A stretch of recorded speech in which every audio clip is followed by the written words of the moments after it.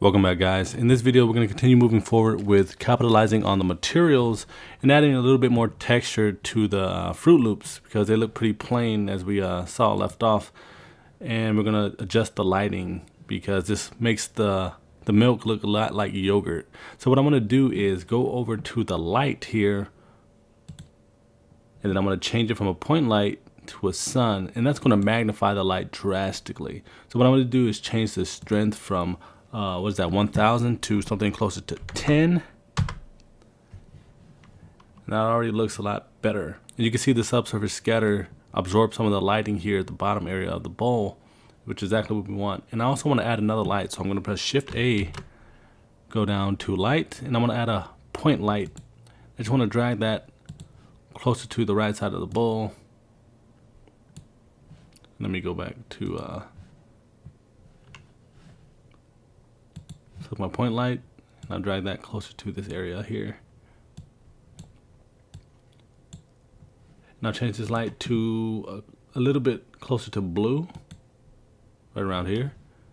And what I'll do is press 0 on the number pad to go to enter the camera, and I'll just middle mouse to scroll in, and I'm going to hit the hotkey N to bring up the menu for the transforms, and I'm going to go to view, and I want to check on camera view, and I want to lock this.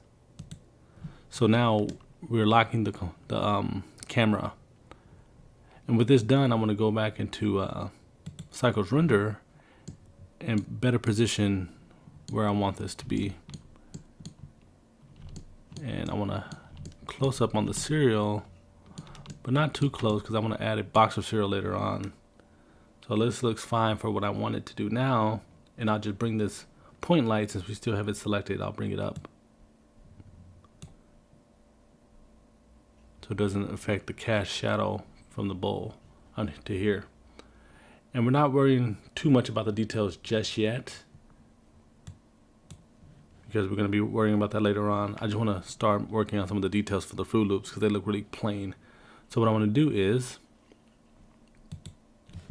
select our Cheerio or our Fruit Loop, go to the shading tab here, and remember where we made our material.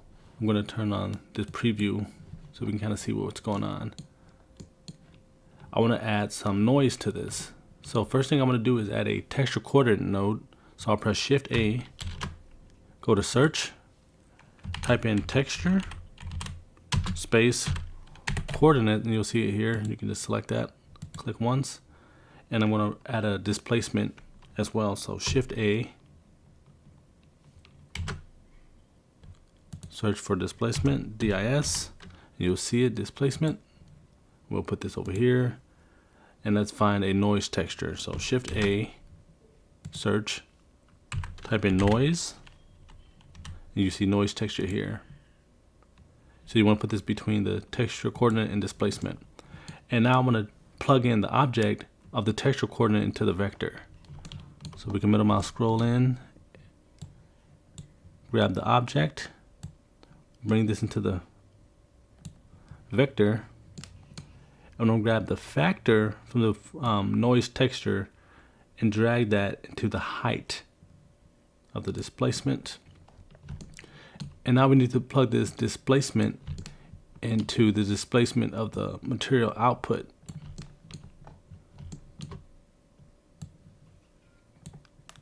Now you can see we have some texture applied to the Cheerios.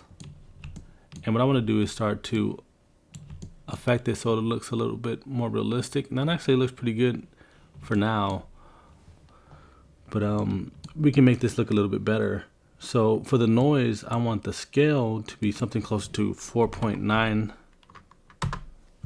And I want the details to be, I guess 2 should be fine for that. Roughness, we can change the roughness to 0.383.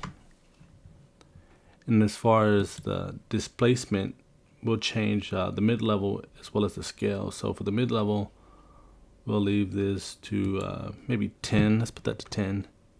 10.8. The scale could go for maybe 0.1. 6. And now that looks a lot closer to what we're aiming for. And you guys can adjust this. You don't have to make it look exactly like mine. And now if we go to the cycles renderer, you can see that this looks a lot better and closer to the texture we need for the Fruit Loops. So let's go back to our layout. We have our camera here. And I also want to add some subsurface scatter to the bowl because it absorbs a little bit of light as well before it passes through.